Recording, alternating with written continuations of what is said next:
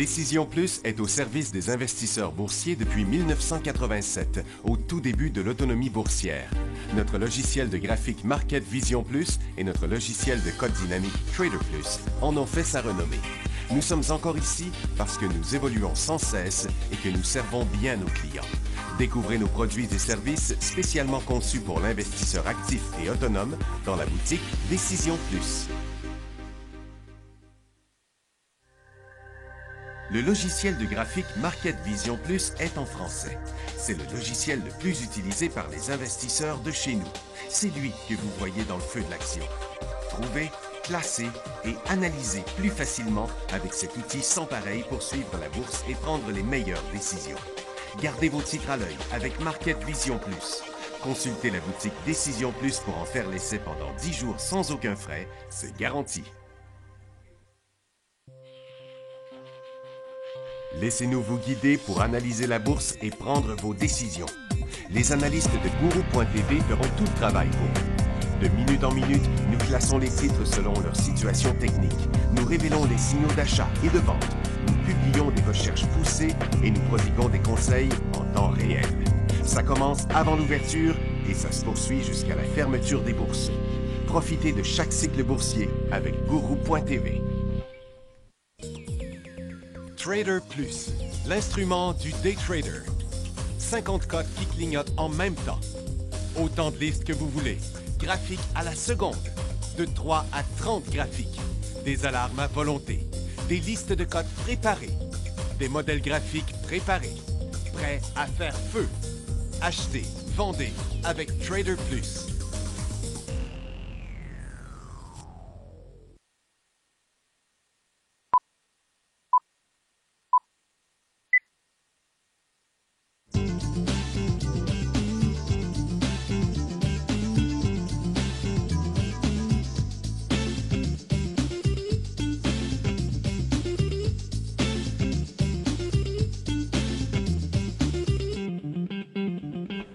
Bonjour, bienvenue dans le feu de l'action. Lundi le 5 juin, 11h30. On a des marchés qui sont vraiment stables en ce moment. Très tranquille aux États-Unis. Là, on parle de moins 9 points sur Nasdaq. C'est principalement Apple qui est en correction. Moins 6 points sur le Dow. Puis le SPY est en baisse de 1 dixième. À Toronto, on est en baisse de 68 points. On est à la moins 100. On a tout repris. On est en train de rechuter maintenant. Il me reste beaucoup de questions. Donc, je vais avoir le temps probablement de répondre à toutes vos questions que vous avez, mais on n'ouvrira probablement pas la barre aujourd'hui. On le voit, le Nasdaq, le Dow depuis hier midi, ça fait rien. Ben hier, je parle de vendredi. Même chose pour le SPY. Excusez-moi. Puis le TSX, donc forte chute dans les 10 premières minutes, rebond et on retourne à la baisse. Premièrement, secteur financier a vraiment fait le mouvement ce matin. Il reprend. Industrie aussi, on est en train de retourner vers le bas. Énergie qui était revenu positif retourne vers le bas aussi. Même chose avec le secteur minier. Puis le secteur aurifère qu'on pensait qu'il pourrait avoir eu une bonne performance aujourd'hui. L'or est positif. L'or est en décollage, l'or physique vendredi, mais les titres aurifères ne poursuivent pas pour l'instant. CDCS sont dans leur bas. Techno aussi. Santé, Valiant était vraiment faible tantôt. Donc dans nos marchés, on a plusieurs secteurs d'ailleurs qui sont revenus en cycle neutre aujourd'hui au Canada. Je vais vous montrer ça aussi dans un instant. Mais Nasdaq, donc on reste à notre sommet. Marché fort. Après 2 grosses journées jeudi, vendredi dernier, c'est plus l'occasion en ce moment si on en a. Si on a la possibilité, c'est de prendre des profits sur nos positions qu'on aurait achetées. Sinon, mais on conserve les titres. Il y a vraiment zéro danger pour l'instant. C'est la même chose du côté du Dow Jones puis du SPY. Le TSX, par contre, on n'est pas capable de décoller. On retourne en direction de notre important support d'environ 15 250. On est à 15 372, donc il resterait 120 points. C'est un support qu'on a testé une fois la semaine passée, qu'on a testé à la milieu du mois, qu'on a testé en mars, qu'on a testé en février, qu'on a testé en janvier, puis on ne l'a jamais brisé. Donc, c'est un important support. Mais je pense que si jamais on finissait par fermer en bas des 15 250 à un moment cette semaine, mais ça pourrait quand même déclencher une bonne vague de vente sur le TSX dans plusieurs secteurs. Croissance, on est complètement neutre. TX60, donc c'est aussi complètement neutre. Le 40, on a aussi notre gros support. Le 20 est un peu plus faible en raison de l'or et de l'énergie aussi beaucoup là, dernièrement. Le pétrole, on poursuit à la baisse, en baisse de 1,6 %. On est à 47 $. Du côté du gaz naturel, on est en train tranquillement de reprendre à la baisse. Oui. Puis du côté du pétrole, si on le regarde avec l'intéressance, par contre, là, ça n'a pas vraiment bougé. Donc, c'est difficile de le transiger avec les Beta Pro. Aujourd'hui, le gaz aussi. L'or, on se souvient, vendredi, on décollait sur le mauvais rapport d'emploi. On est en très légère hausse, mais on n'a pas de momentum pour que les titres suivent vraiment. C'était le même phénomène sur l'argent qui ressemble beaucoup à l'or en ce moment. Le dollar américain est en léger rebond. L'euro est en légère correction, le dollar canadien est en très légère hausse, donc le dollar canadien ne baisse pas avec le pétrole, ça c'est une bonne nouvelle aujourd'hui. Le pound est en légère hausse. Si on vient voir nos bourses asiatiques et... excusez-moi, ici. Si on vient voir nos bourses asiatiques, donc on voit encore qu'en Europe et en Asie, les marchés n'ont pas du tout été affectés par l'acte terroriste qu'on a eu samedi à Londres. On voit que les marchés boursiers bougent de moins en moins sur ces événements-là. Celui de 2 semaines à Manchester non plus, ça l'a pas vraiment causé. Puis j'ai vu tantôt qu'il y avait eu une fusillade en Orlando, mais là, ça, je pense que ça n'a pas rapport. Bon, je le sais pas, j'ai juste vu qu'il y avait eu une fusillade en Orlando, mais je pense que ça a plus rapport avec le travail. Une fusillade dans un lieu de travail qu'un acte terroriste. Donc le Nikkei, on est complètement à zéro. Hang Seng, on perd 0,25 %. On a la Banque mondiale là, qui a maintenu sa prévision de croissance pour le monde à 2,7 en 2017, 2,9 en 2018. Il parlait de la Chine, des États-Unis, de l'Europe, que tout allait quand même mieux. Du côté de Londres, on est en baisse de 0,1 %. Puis, en fait, ce qu'on a, c'est très peu de réaction des marchés par rapport à l'attentat de Londres. Les élections à Londres ont lieu tel que prévu jeudi, le 8 juin. La semaine passée, on a fait la nouvelle comme quoi les sondages étaient vraiment en train de se resserrer. Mais le dernier sondage qu'il y a eu en fin de semaine, là, ça montre que le Parti conservateur a repris une avance importante. On a l'indice PMI de la zone euro qui est à 56,8 en mai, c'est en ligne avec les estimés. Puis celui en Angleterre qui est en léger repli, passant de 55,8 à 53,8. Mais ça reste au-dessus de 50. Au-dessus de 50, ça signifie que le pays reste en expansion. On a quelques nouvelles, beaucoup de nouvelles dans la santé ce matin. Ginkgo, c'est le seul titre qui avait ses résultats financiers. Aujourd'hui, on perd 4,5 %. On avait BioCrisp qui a commencé en hausse, mais qui s'est dégonflé. Donc, la FDA accepte d'examiner la demande supplémentaire du médicament de BioCrisp Pharmaceutical, demandant l'approbation de l'utilisation du Rapivab chez les patients pédiatriques. La FDA devrait entamer l'examen vers la fin septembre. Après ça, on a eu Allozyme aussi, qui c'était quand même intéressant comme nouvelle. Là. Allozyme, son traitement PEG-PH20 continue de montrer de l'amélioration chez les patients atteints du cancer du pancréas à la mi-étape. Donc ça aussi, ça aurait pu aller plus haut, mais ce n'est pas le cas pour l'instant. Pour le Novacure, leur traitement va être éligible chez Healthcare Services Corporation pour se le faire rembourser à partir du 15 juin. On a 4 pays du Moyen-Orient, l'Arabie Saoudite, l'Égypte, le Bahreïn et les Émirats Arabes Unis qui ont rompu leurs relations diplomatiques avec le Qatar lundi, l'accusant de soutenir le terrorisme.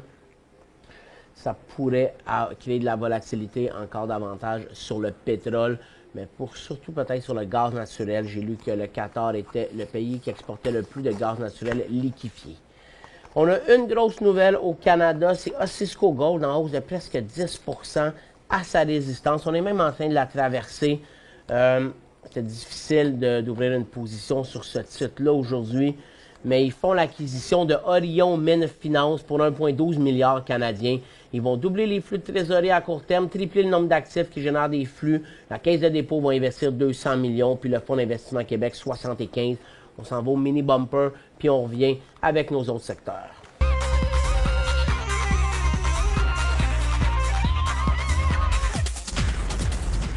Donc, c'est un des titres les plus qui bouge le plus à Toronto aujourd'hui.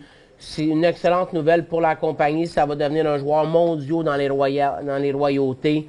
On sait que le modèle d'affaires des royautés, mais c'est beaucoup moins exigeant au niveau des dépenses en capital.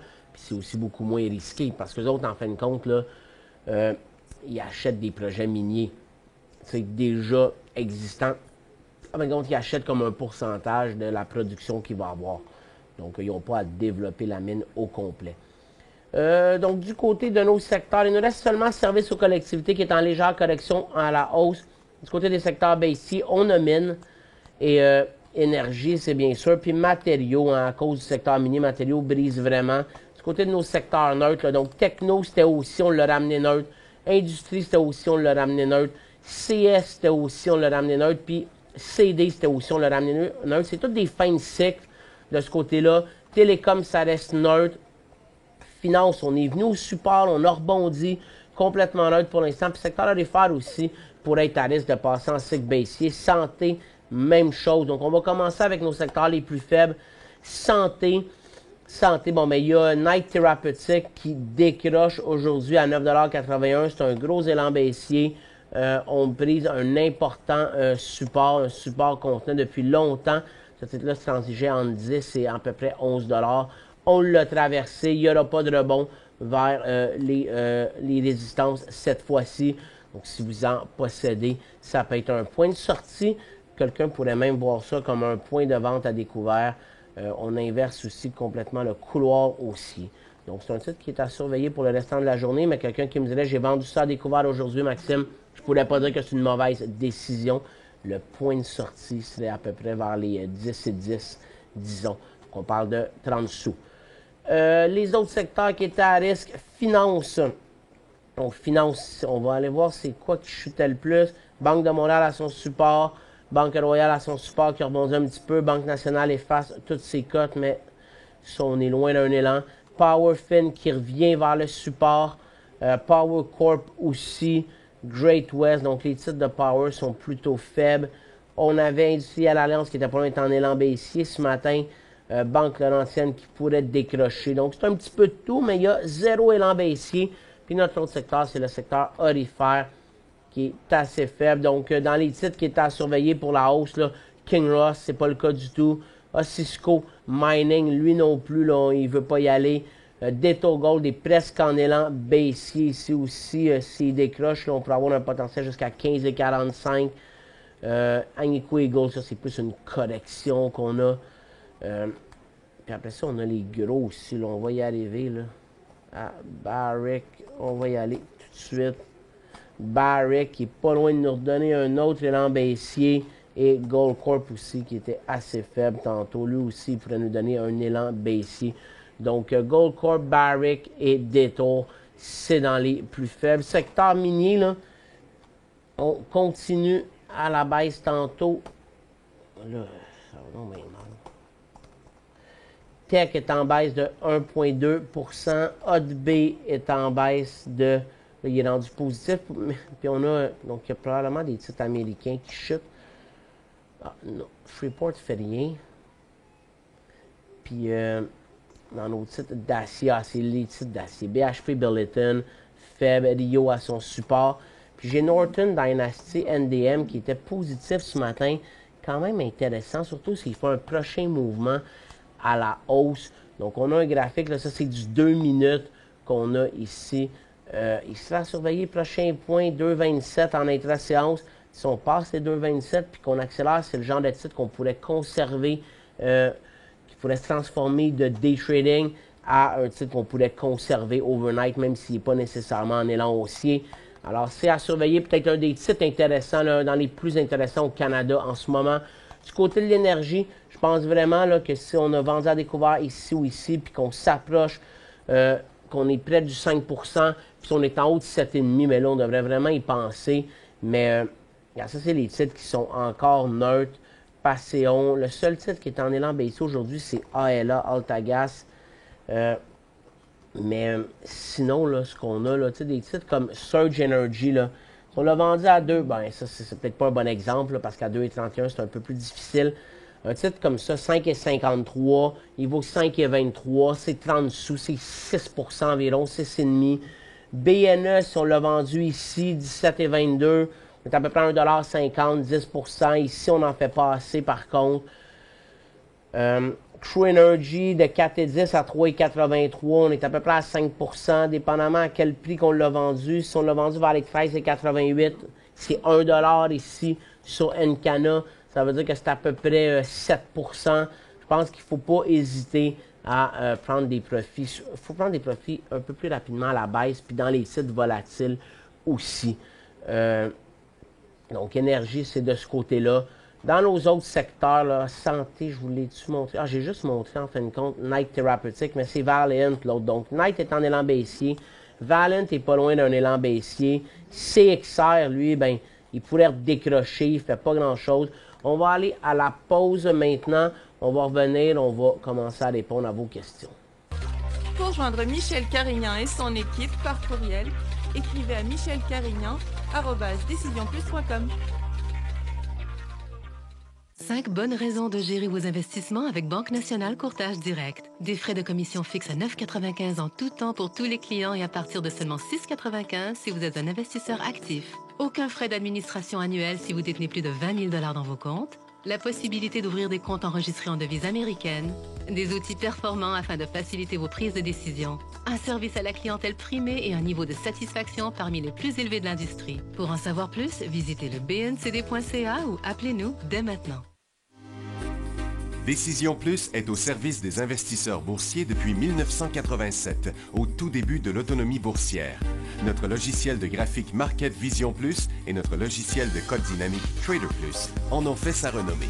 Nous sommes encore ici parce que nous évoluons sans cesse et que nous servons bien nos clients. Découvrez nos produits et services spécialement conçus pour l'investisseur actif et autonome dans la boutique Décision Plus.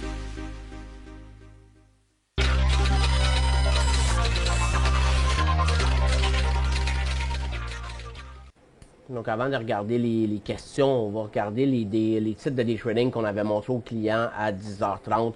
Donc, j'en ai gardé 5 pour vous qui pourraient vous donner des idées aussi de trading pour cet après-midi. Donc, Northern Dynasty, on l'a vu ensemble. LABD, ça paraît pas. Ça, c'est les biotech à la baisse. Donc, en fin de compte, on est sur un important support, ce qui veut dire que le secteur, lui, est sur une importante résistance. On est en train de rebondir. On a fait un beau cycle ici. Le titre pourrait redonner un autre coup vers les 9,62 64. Ça, c'en est un intéressant. Il y a quand même pas mal d'espace. Si le titre accélérait en après-midi, on pourrait aussi le conserver. Puis, si quelqu'un, là, le point de sortie, ça serait le creux d'hier, si quelqu'un voulait le conserver pour une poursuite du rebond. Je commençais par de l'intra-séance, bien entendu. Puis, on sait que là, les marchés semblent un peu faibles. On dirait que le Nasdaq va aller briser à la baisse. On est sur des supports importants. Là, si on venait casser, il y a quelques FNB qui pourraient être intéressants. LABD, c'en est un. NAKD aussi, ça c'est vraiment juste un rebond. Donc ça c'est un titre qu'on fait juste transiger en intra-séance. Mais on monte depuis ce matin. Oui, on est venu inverser ici, mais on semble déjà vouloir reprendre. Donc on a 1,70 $, ça serait notre reprise. Puis maximum en bas de 1,60 $, on sortirait de ce titre-là. On a aussi Yelp. Donc, Yelp, on a ouvert en hausse, on s'est dégonflé. On a refait un petit cycle, puis on est en train d'en refaire un autre. Il pourrait avoir un point d'entrée en ce moment vers les 29,65, 29,69. Dans le pire des cas, on sortira à 29,50. Donc, on parle de moins de 1% de perte. Tellurian, là, lui, il y a pas mal de résistance. Il est en train de se redégonfler un petit peu. Mais si on venait passer notre sommet, il pourrait être intéressant.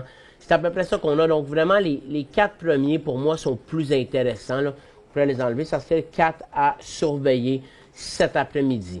Maintenant, vos questions. On commence avec la première.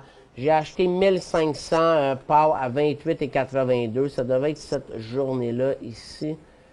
Okay, 28,82. En compte, vous l'avez acheté dans le support. Vendre ou garder. Bien, là, vous revenez à votre prix payé. Donc, en fin de compte, il y a vraiment deux choix. Vous vendez maintenant. Vous ne perdez pas d'argent ou vous attendez vers les 28,60. Vous n'allez pas en perdre beaucoup, mais à 28,60, pour moi, c'est clair. Donc, à partir de 28,60, c'est clairement un point de sortie sur Power Corp. 4, à quel prix? J'ai eu la question dans l'émission de 10h30 aussi. KT, là, le dernier élan qu'il a fait ici, là, il y a des possibilités de prise de profit aujourd'hui. Il y en avait un autre là, il y en avait un autre là, mais tous ces élans-là, ils étaient difficiles parce qu'il y avait une grosse résistance. Mais aujourd'hui, Katanga, il brise. Tantôt, j'ai dit à 52 sous, là, c'est un point d'achat. C'est sûr que la perte peut quand même être grande. D'après moi, il faudrait sortir vers les 41, 40 sous. Donc, il faut être prêt à accepter le risque. Puis le potentiel, c'est il est dur à évaluer le potentiel, mais il peut être assez élevé sur Katanga Mining. Mais aujourd'hui, le titre est en élan aussi. Vendredi, il nous a fait cette tentative-là, il est revenu. Mais moi, s'il ferme là, entre 50 et 52 aujourd'hui, il va être assez intéressant. CIA, ça c'est... En fin de compte, je l'ai juste ici. Ça c'est champion. Qu'en penses-tu? 6, là, ça devait être une erreur de frappe. Je pense que c'est vraiment pas un titre qui est mûr pour être acheté. Peut-être un support, mais on ne joue pas les titres de petite capitalisation comme ça sur des supports quand il y a un couloir baissier. J'aimerais vraiment mieux qu'il se stabilise ici, puis qu'il me donne un élan, là, puis qu'il ferme en haut du couloir. Je ne l'achèterai pas tant qu'on ne ferme pas en haut du couloir. IMO, achat, merci, non. On n'achète rien dans l'énergie en ce moment. C'est un élan baissier ici, 38 et 20. Ça, c'est un titre qu'on fait pas assez d'argent pour pouvoir prendre un profit, mais c'est vraiment pas un point d'entrée aujourd'hui. ATD, un achat. L'achat sur ATD était au début de la semaine passée, le 31 mai. Ça, c'était mercredi. Ce qui est intéressant, par contre, c'est qu'on semble avoir repassé au-dessus de la résistance des... la distance est aux alentours des 63,40. Donc là, on est en correction aujourd'hui. Il n'y a pas de point d'entrée. Si on se stabilise, on pourrait repartir à la hausse. Le point d'entrée, c'était vraiment mercredi dernier. CYTR, point d'entrée. Je ne sais pas c'était quand votre question, mais c'est des questions qui datent de vendredi. Donc vendredi, il n'y avait pas du tout de point d'entrée. Le point d'entrée était à 91 sous. Aujourd'hui, on est en baisse de 28 %. C'est plus un point de sortie au PC. Il n'y a vraiment rien à faire avec ce titre-là ici. EHT, 20 000 à 16 sous et demi. Donc, Inner Dynamic, vous l'avez acheté 16,5 ici. Il y avait une grosse cote vendredi. On est monté. Je ne sais pas si vous l'avez acheté avant ou après. Le soncement en 5 minutes avec un peu plus de période. C'est surtout de savoir si vous l'avez acheté 16,5. Donc, quand vous l'avez acheté, puis il est allé là, si vous avez pris un profit là, en fin de journée vendredi, c'est bon. Moi, je n'hésiterais pas à prendre un profit s'il retourne à 18,5, 19 sur votre titre. Et là, un point de sortie sur un titre comme celui-là, c'est difficile, mais moi, en bas de 15 sous, je sortirais. Oui, donc, prix de vente, c'est à 19 sous. Si vous l'avez fait vendredi en fin d'après-midi, c'est bon. Moi, je mettrais un ordre de vente limite à 19 sous sur un titre comme ça. Comme ça, si jamais il touche puis il revient, vous allez probablement avoir vendu, vous allez être heureux. NB à Toronto est très beau comme graphique à long terme.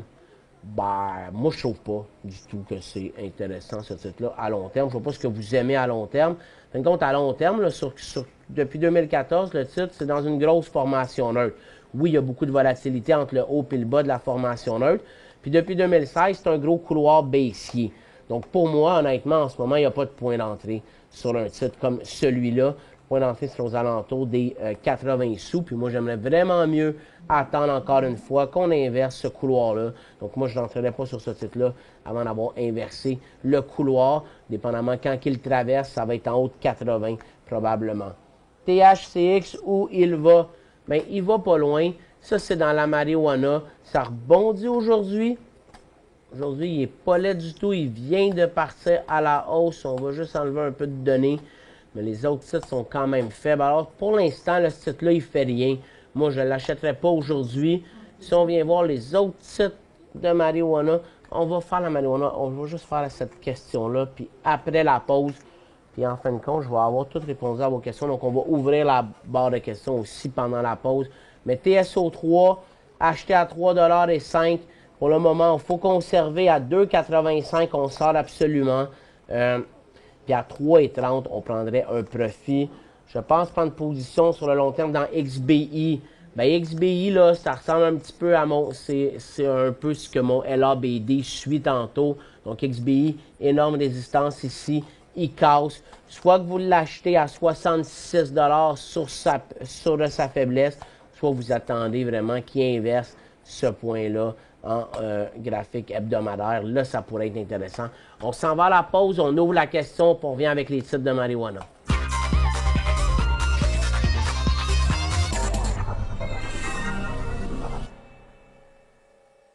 Cinq bonnes raisons de gérer vos investissements avec Banque Nationale Courtage Direct. Des frais de commission fixes à 9,95 en tout temps pour tous les clients et à partir de seulement 6,95 si vous êtes un investisseur actif. Aucun frais d'administration annuel si vous détenez plus de 20 000 $ dans vos comptes. La possibilité d'ouvrir des comptes enregistrés en devise américaine.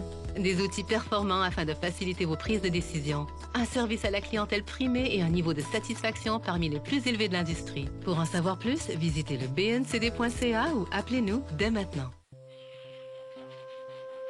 Laissez-nous vous guider pour analyser la bourse et prendre vos décisions. Les analystes de Guru.tv feront tout le travail pour vous. De minute en minute, nous classons les titres selon leur situation technique. Nous révélons les signaux d'achat et de vente. Nous publions des recherches poussées et nous prodiguons des conseils en temps réel. Ça commence avant l'ouverture et ça se poursuit jusqu'à la fermeture des bourses. Profitez de chaque cycle boursier avec Guru.tv.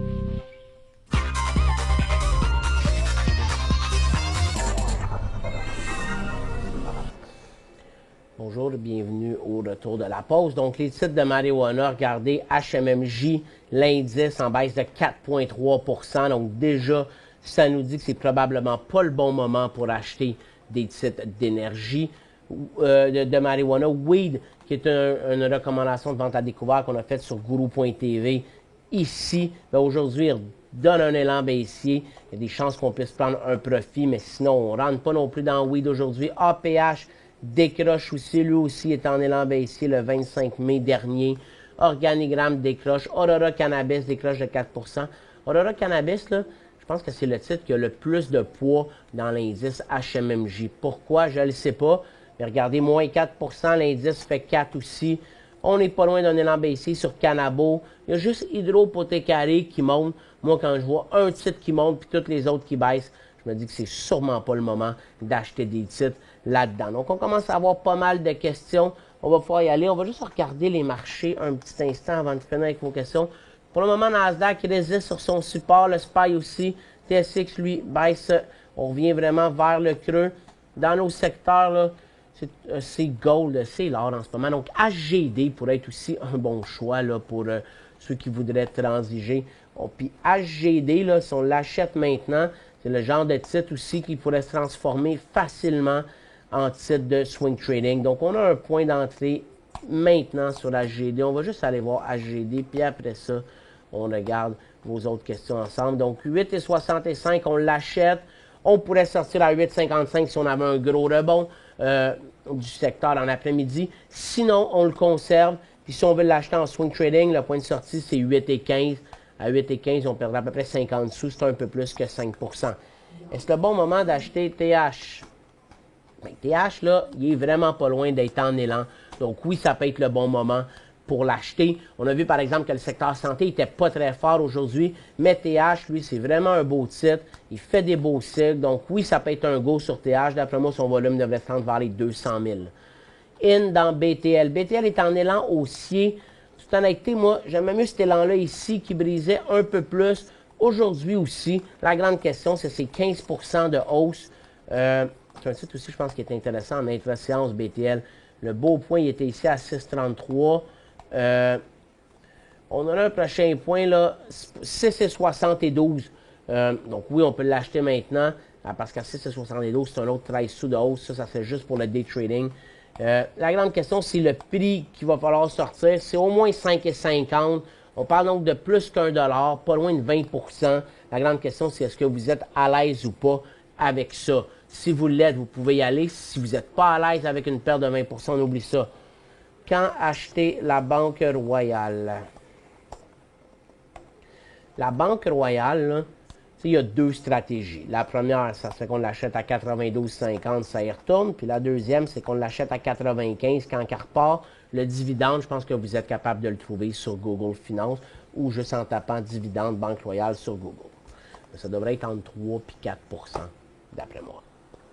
Peak à 1,13 $. Ça, Peak, c'est sur Toronto? Non, c'est croissance.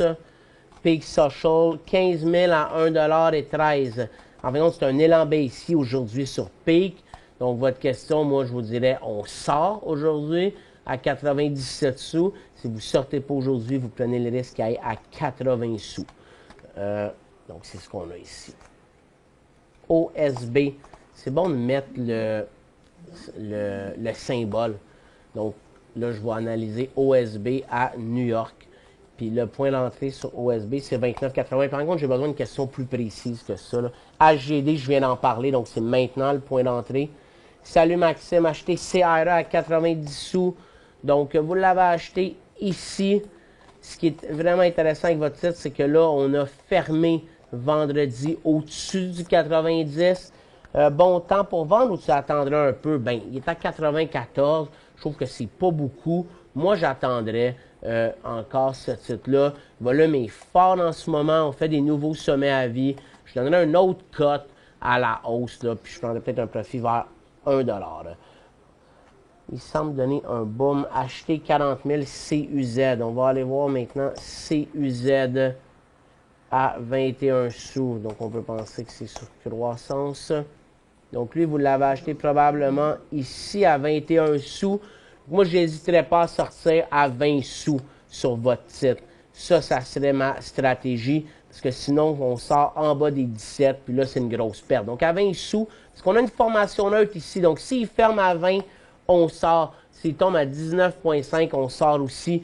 Mais si vous voyez qu'à 20, le BDA qui est en hausse, vous pouvez attendre de voir s'il reste encore beaucoup de temps dans la journée. Mais si vers 3h, 3h30, il est à 20, moi, je sortirais. Acheter 3000 Bombardier à 2,12 $. Ouais, ça, je pense que j'en ai parlé. Il faut prendre un profit sur Bombardier. On est arrivé à la résistance. On prend un profit, mais on conserve le reste. Et s'il brise les 2,60 $, ça va vraiment bien aller. PYR sur croissance, ça, je ne le connais pas, lui. Non, c'est pas le temps d'acheter. PYR, il fallait l'acheter à 75 sous le 1er juin. Ça, c'était jeudi dernier, je pense, ou mercredi dernier. Puis aujourd'hui, je vous dirais de prendre un profit si vous en aviez. Vous feriez 20 sous. 20 sous, c'est 25 %. J'ai acheté pour 1000 UAA. Avec Stephen Curry puis les Warriors, ça devrait être bon, ça. C'est parce que c'est la NBA. Là. UA, c'est un gros commanditaire de Stephen Curry qui est en train de gagner le championnat de la NBA. Vous me dites pas à quel prix. Je trouve que 1000 $, c'est trop petit comme position sur un titre. Quand on parle de, avec les frais de transaction, tout, là, moi je pense que 2500, c'est un minimum. Vous me dites pas le prix, là, mais je pense qu'il peut se rendre à 22,20 environ. Et c'est la fin de l'émission. On se revoit demain 11h30. Je vous souhaite une bonne journée à tous.